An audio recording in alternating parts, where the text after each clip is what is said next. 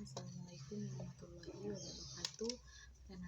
Alhamdulillahirabbil alamin wa bihi nasta'in wa ala umuri dinina wassalatu wassalamu ala mursalin wa ala alihi wasallam ajmain amma ba'du. Perkenalkan, nama saya Priska Julfiani, prodi Pendidikan Agama Islam dan dari Fakultas Agama Islam. Di sini saya dari kelas 2B semester 2 Fakultas dengan NIM 2203020047. Di sini saya akan membawakan tugas untuk menyempurnakan tugas EKT 2 daripada matkul Bahasa Indonesia dengan dosen pengampu yakni yang terhormat Ibu Ferawati Fajrin. Di sini saya memiliki judul pada proposal penelitian saya yaitu tentang pengaruh metode pembelajaran Basic Learning pada materi sejarah siswi kelas 10 MA Nur Asalihat. Di sini ada bab 1 pendahuluan. Di dalam pendahuluan ini ada latar belakang masalah. Pertama, latar belakang masalah. Pendidikan adalah unsur dasar terencana mewujudkan suasana belajar dengan proses pembelajaran agar peserta didik secara efektif mengembangkan potensi dirinya untuk memiliki kekuatan spiritual keagamaan, kepribadian, kepengandalian diri, kecerdasan, dan akhlak mulia, serta keterampilan yang didirikan di masyarakat.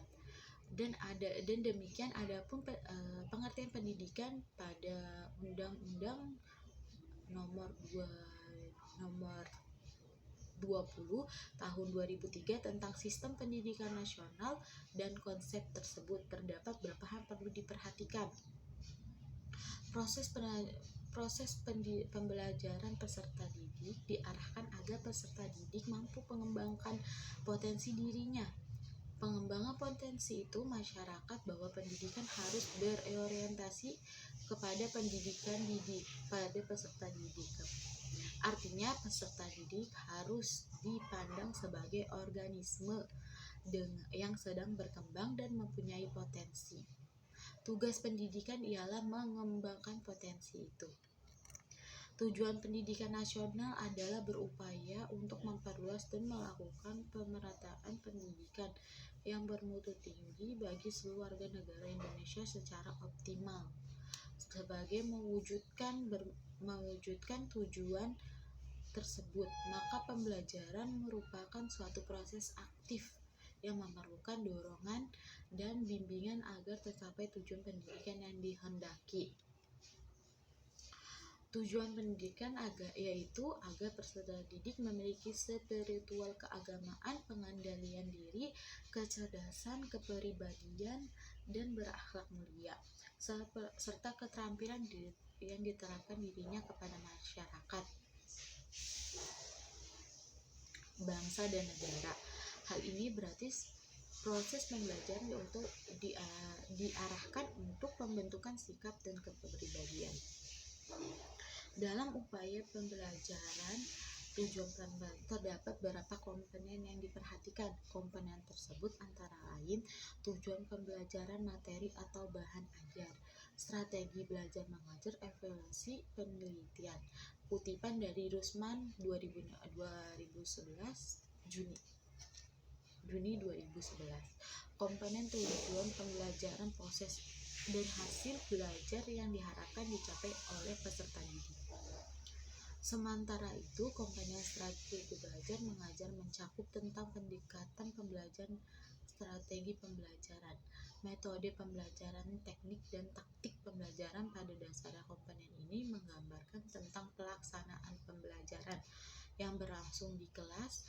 Komponen terakhir adalah evaluasi atau penilaian yang menjelaskan tentang prosedur dan instrumen penilaian proses. Terkait dengan proses pembelajaran sejarah di sekolah menengah, pengetahuan masa lampau mengandung nilai-nilai kearifan yang dapat digunakan untuk melatih kecerdasan, bentuk kepribadian, mengembangkan kemampuan berpikir kritis peserta didik.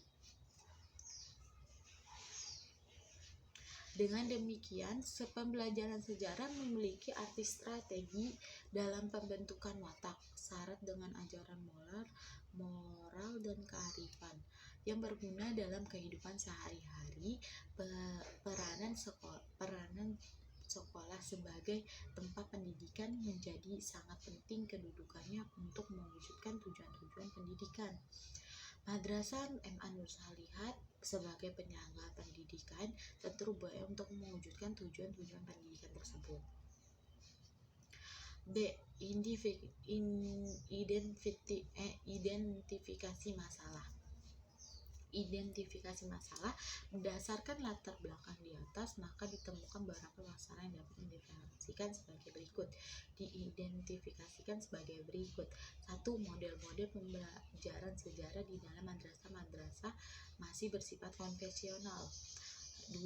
Terbatasnya sarana dan prasarana di madrasah mengakibatkan pembelajaran sejarah yang diterapkan masih tradisional dan konvensional.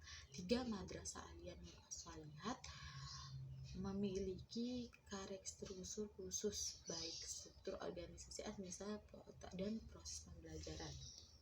3. C. Rumusan masalah. Berdasarkan uraian latar belakang di atas, maka dalam penulisan skripsi ini penulis memberikan rumusan masalah sebagai berikut. 1. Bagaimana model pembelajaran sejarah di MA Nur Salihat. 2. Bagaimana kreatif guru dan mengembangkan model pembelajaran di MA Nur Salihat. 3. Bagaimana dukungan sarana atau media mengembangkan model pembelajaran pembelajaran sejarah di Madrasah Nur Salihat. D. Tujuan penelitian. Dalam penulisan skripsi ini penulis mempunyai tujuan penelitian antara lain berikut. 1. D. Adapun tujuan penelitian dalam penulisan proposal penilaian ini, penulis mempunyai tujuan penelitian antara lain sebagai berikut. 1. Mengetahui model pembelajaran di madrasah sejarah di Madrasah MA Nur Salihat. 2. Mengetahui kreativitas guru dalam mengembangkan model pembelajaran sejarah di MA Nur Salihat. 3. Mengetahui dukungan sarana atau media dalam mengembangkan model pembelajaran sejarah di Madrasah Nur Salihat. Manfaat penelitian. Dalam penulisan proposal penelitian ini terdapat 2 manfaat untuk pembaca umumnya maupun bagi penulis khususnya, antara lain sebagai berikut. 1. Bagi pembaca, menambah wawasan bagi pembaca tentang khasanah pendidikan, khususnya pembelajaran di sejarah MA Nur Salihat. B. Memberikan gambaran kepada pembaca mengenai model pembelajaran sejarah ini di Madrasah Aliyah Nur Salihat. 2. Bagi penulis sebagai bahan kajian untuk mengukur kemampuan penulis dalam menerapkan teori dan metodologi penelitian pendidikan sejarah. B. Memberikan wawasan baru mengenai model pembelajaran sejarah yang dilaksanakan di sekolah dengan karakteristik khusus. Demikian presentasi saya. Apabila ada kata-kata yang salah itu datang dari saya, dan apabila ada kata-kata yang benar itu datang dari Allah. Wabillahi taufiq wal hidayah. Wassalamualaikum warahmatullahi wabarakatuh.